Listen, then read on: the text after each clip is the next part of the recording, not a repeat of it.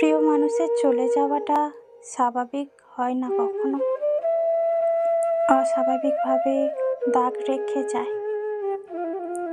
আমারও ছিল। সে চলে যাওয়ায় কত বোকামি করলাম, না খেয়ে থাকলাম, নির্ঘুম রাতের কাছে জমা করলাম চোখের ডার্ক সার্কেল।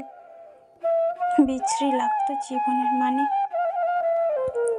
সে চলে যাওয়ার পর খুব আফসোস হতো, কেন চলে গেল, কেন চলে যায় মানুষ, কেন এমন বদলে যাওয়ার মতো বিশ্রী ব্যাপারের কাছে মানুষ মুখোশ চেনায়।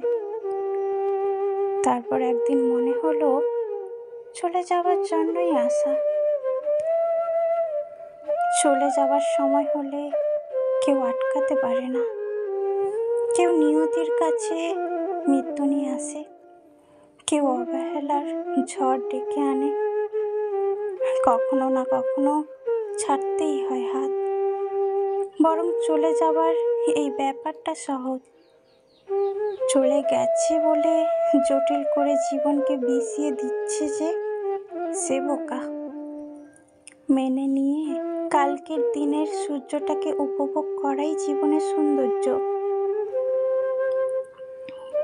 জীবনের কাছে চলে যাওয়ার সহজ সমাধান থাকে, যে এসেছিল সে চলেই যাবে।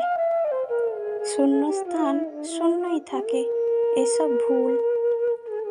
তুমিও যাবে একদিন, অথচ তুমি অন্যের প্রস্থানে ভেঙে যাচ্ছ।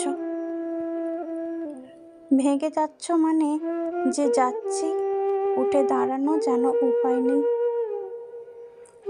কিন্তু দেখো, এক সময় সবাই উঠে দাঁড়ায়।